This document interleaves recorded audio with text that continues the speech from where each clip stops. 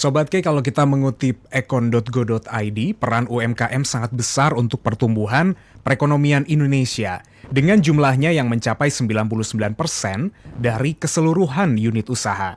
Kontribusi UMKM terhadap produk domestik bruto atau PDB juga mencapai 60,5% dan terhadap penyerapan tenaga kerja sebesar 96,9% dari total penyerapan tenaga kerja nasional. Sore ini ketemu lagi di Galeri UMKM, program kerjasama KI Radio dan Bank Indonesia, Kantor Perwakilan Jember, yang menghadirkan tokoh UMKM inspiratif, tips and trik, dan semua hal menarik tentang UMKM Jember. Selain via terrestrial channel 102,9 FM, Anda juga bisa mengikuti Galeri UMKM melalui live streaming di website kastripradioJember.com dan mobile app KI Radio Jember yang tersedia di Play Store. Buat yang ketinggalan episode-episode menarik edisi sebelumnya, tonton di YouTube channel KI Radio Jember, pastikan Anda sudah like and subscribe. Nah, di episode kali ini tema kita adalah laris manis pebisnis UMKM. Tentunya kalau Anda sudah follow social media KI Radio, Anda sudah mengetahui siapa aja yang akan hadir bersama saya sore hari ini. Saya sapa dulu ada Ibu Wilda Ningsih, pimpinan TW Food Indonesia. Selamat sore. Selamat sore, Mas. Ya, sehat-sehat ya Bu Wilda. Alhamdulillah, sehat. Oke, ini produknya banyak banget nih hari ini ya. Anda juga bisa lihat langsung di visual radio, mungkin nanti bisa ditunjuk-tunjukin. Boleh. Wih, ini sticknya ada ya. Ontong ini kan jantung pisang ya Bu ya. Pisang. Sebetulnya spesialisasinya di jamur tiram. Oke. Ini cuma sampingan aja. Salah satu ininya ya, variannya ya. Tapi free Mantap. gluten. Free gluten ini nih yang dicari buat yang suka pola hidup sehat ya. Baiklah, selain Ibu Wilda, seneng banget juga tamu kita yang gak kalah mempesona sore hari ini. Ada Mas Restu Prayogi, digital marketer dan Ketua Umum HIPMI Jember terpilih. Sore Mas Yogi. Sore Mas Iksan. Salam sehat ya Mas Yogi ya. Ya. Selamat nih loh Mas Yogi terpilih sebagai Ketua Umum HIPMI Jember. Siap, makasih. Kapan ya pemilihannya waktu itu? Pemilihan muscapnya itu minggu lalu. Oh, minggu lalu ya. Berarti sudah beberapa hari ini ya, Iya. mengemban amanah ya. Iya. Sampai tahun keberapa nanti Mas? Sampai tahun 2025. 2025 berarti berapa? 3 tahun ya periodenya ya. Betul. Baiklah. Nah, kita langsung ke TW Food Indonesia dulu ya. Karena Sobat K perlu kenal nih, apa itu TW Food Indonesia, Ibu Wilda? TW Food itu sendiri produsen khusus untuk produk-produk yang healthy food ya. Kita basicnya itu healthy food. Kita nggak pakai zat kimia apapun ya, termasuk ini saya buat kerupuk jamur tiram nggak pakai borak gitu. Mantep. Ya. Free gluten juga, terus nggak pakai MSG, nggak pakai pengawet seperti itu. Jadi karena marketnya kita itu vegan.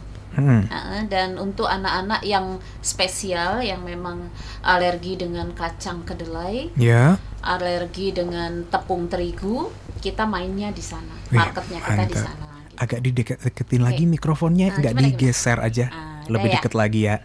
Bisa ya segini ya? Nah, soalnya suaranya merdukan sayangnya Mas Yogi ya. Siapa tahu kepincut ke radio atau mungkin ada yang lagi butuh ya. Nah, bisa. Oke, jadi ini produk-produk khusus yang free gluten ya. Free gluten. Dan pemilihannya juga yang vegan. Yang vegan. Oke, atas dasar apa memilih produk yang seperti ini? Mungkin gaya hidup dan lain sebagainya? Sebetulnya begini, konsep menjadi seorang UMKM itu untuk terjun ya. Untuk terjun sebelum kita membuat produk itu mestinya kan kita lihat pasar nih, riset dulu, terus apa kebutuhan konsumen itu sebetulnya apa, kayak gitu ya. Baru menentukan produk, baru kita menentukan cara pemasaran. Tetapi saya ini buat produk dulu gitu ya. Karena saya buat produk dulu, otomatis di awal-awal pasti kedodoran dong ya cari market gitu. Nah, tetapi karena memang berawalnya itu dari karena saya alergi anak saya itu gitu ya. Jadi alergi kacang kedelai dan dia suka banget kecap. Basic saya kan teknik industri. Jadi saya buat kecap awalnya. Setelah buat kecap akhirnya saya buat produk-produk lain. Kenapa? Karena saya punya teman-teman petani nih yang di bawah binaan saya. Jadi kalau misalnya pas panennya banyak, gak mungkin saya bikin kecap semua, Mas. Oke. Akhirnya saya buat kerupuk, saya buat kaldu gitu.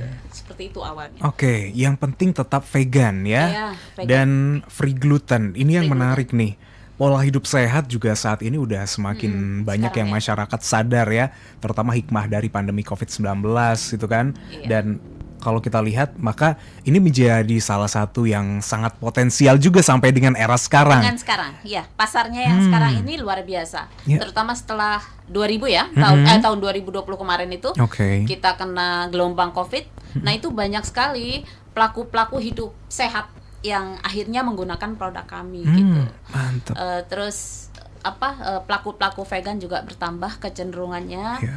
Jadi kita mainnya di sana. Udah mulai berapa lama tapi bisnis ini?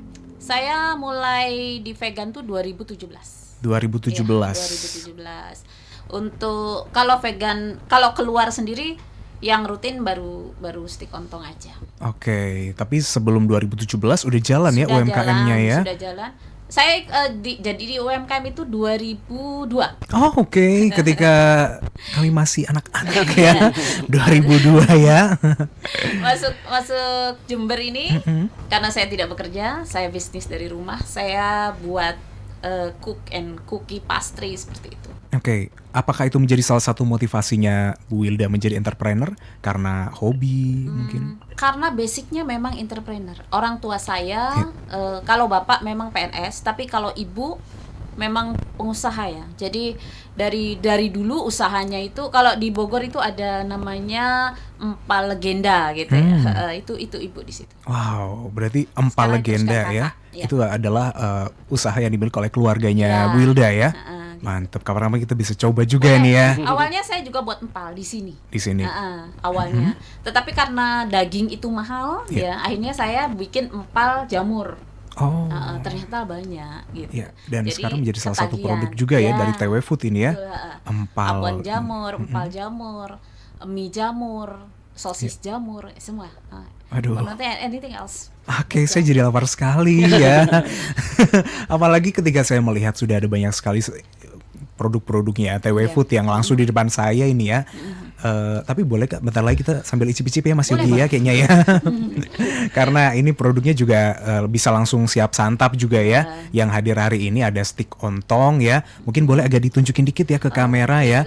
Ini stick ontong ya. Kemudian yang satu lagi ada kerupuk jarum tiram tewil Jamur itu tiram, ya. ini kerupuk wortel. Oke. Kalau untuk anak-anak yang nggak suka sayur, ini alternatifnya. Nah, cara cerdas itu ya. Cara cerdas mengkonsumsi sayur. Bener banget. Oke. Nah, Mas Yogi, sekarang kan sebagai digital marketer ya, Betul. apakah menjalankan bisnis juga, Mas?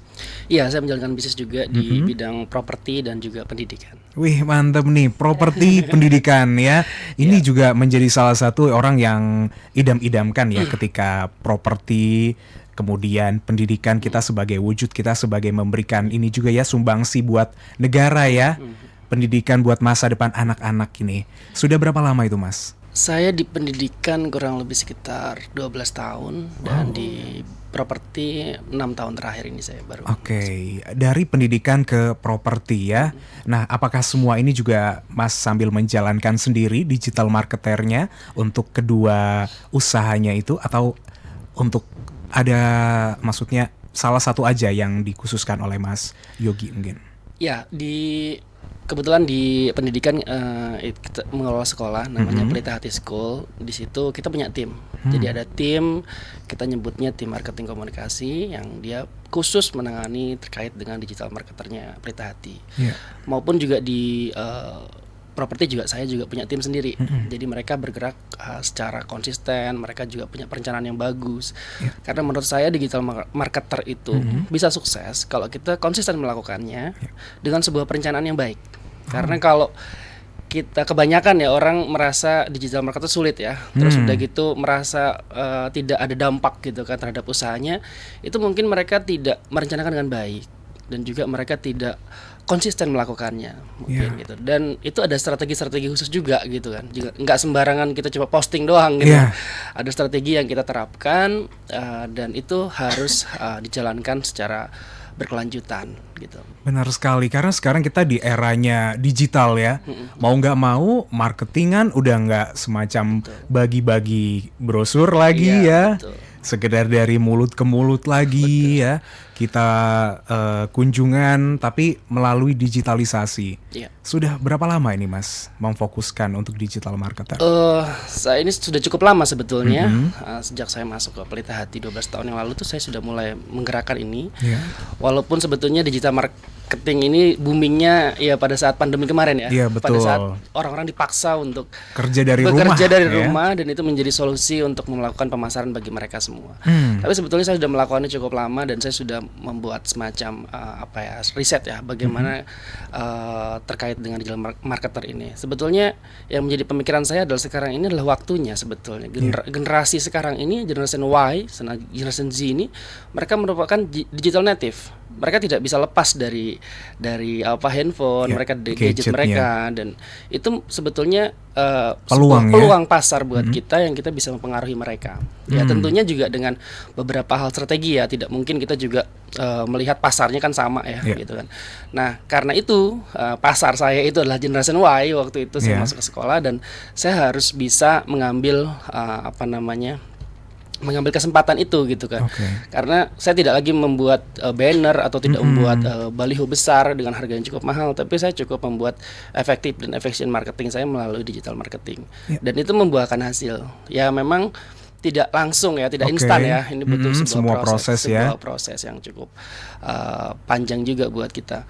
Namun sekarang ini kita sudah mendapatkan hasil yang cukup baik dari situ. Luar biasa ya, digital marketer ini Sobat Kay. Tapi ketika menjalankan bisnis nih ya, orang itu sebaiknya pelaku bisnisnya yang menjadi digital marketer sendiri atau perlu meng-hire orang lain, Mas? Ya, yang seperti saya katakan tadi bahwa kalau mau berhasil menjadi digital marketer, kita harus konsisten. Sebenarnya siapapun bisa sih, kita bisa. Tapi kalau kita masih ngurusin hal lain, tapi kita juga sebagai digital marketer, saya rasa itu akan membuat satu hal ya, karena di digital marketing kita harus fast respon, harus bisa merespon, harus konsisten juga. Jadi kalau misalnya nanti ada pertanyaan, ada apa, kita harus langsung merespon, dan ada perencanaan. Jadi kalau di tim saya itu setiap 1 bulan mereka membuat perencanaan. Jadi mereka tahu dalam 1 bulan ke depan itu apa yang mau dilakukan gitu kan, dan apa yang mau kita kerjakan gitu kan. Jadi tidak serta-merta hari ini posting, tidak seperti sosial media pribadi gitu kan. Nah, dan juga di situ dibutuhkan sebuah komitmen ya untuk terus mengelola itu. Nah kalau kita sempat ya nggak masalah, kita bisa lakukan itu sendiri kalau usahanya memang skupnya masih kecil. Tapi kalau sudah besar, saya pikir kita harus hire tim ya, itu lebih baik. Apalagi sekarang sudah banyak kok teman-teman yang fokus untuk menjadi content creator, dan mereka untuk biayanya juga tidak terlalu mahal. Harusnya kita bisa meng-hire freelancer seperti mereka gitu kan. Iya, nah kata kuncinya emang kita freelancer ya Bu Hilda ya. Karena kalau kita meng-hire tim mungkin boleh juga ya, tapi itu kita harus siap juga dengan resiko untuk pembiayaannya ya. Cost-nya berapa yang harus kita keluarkan buat mereka. Aktif juga di sosial media nih Bu? Iya, tapi kebetulan sekarang dipegang sama orang ya. Karena memang nggak kepegang masih. Di sisi lain kan, kalau misalnya kita di digital marketing, kita tuh harus betul-betul fokus di sana. Cuma saya belajar gitu. Jadi mantap. walaupun meng-hire orang kan kita juga harus tahu itu gitu ya. Jadi nggak saya lepas gitu. Kadang-kala kan kalau misal kayak bikin konten gitu Mas, kalau misalnya bukan kita sendiri yang pegang, kadang nggak kena gitu. Orang kan mungkin cuma lihat bikin konten tuh desainnya bagus aja, padahal tujuan kita tuh, pasar kita kemana tuh kadang nggak masuk ke sana gitu. Jadi di situ kalau misalnya kita nggak paham, kita lepas aja gitu, nantinya nggak kena pas kita pasarin gitu misalnya di IG dan lain-lain gitu. Kalau saya sih gitu, cuma memang nggak bisa saya pegang sendiri juga Mas, karena kan produksi rutin, terus juga apalagi sekarang lagi banyak matching bisnis gini gitu, ketemu buyer, ketemu investor tuh udah nggak bisa gitu kalau misalnya kita juga main di situ. Nah ini mungkin penting juga ya buat Anda Sobat Kay yang sebagai pebisnis ya, sebagai pelaku UMKM ya, kita perlu mempertimbangkan lagi soal marketing, digital marketing ini sudah siap nggak ya mengelolanya sendiri? Kalau emang kurang siap, lebih baik pasrahkan kepada profesionalnya ya. Yang Bisa melalui ahlinya freelance atau mungkin kalau emang ada budget lebih, kenapa enggak ya untuk meng-hire staff tetapnya ini Sobat K. Sekalian buka lapangan pekerjaan juga ya kan? Salah satunya. Nah, kita akan kembali lagi Sobat K di Galeri UMKM nanti setelah yang satu ini.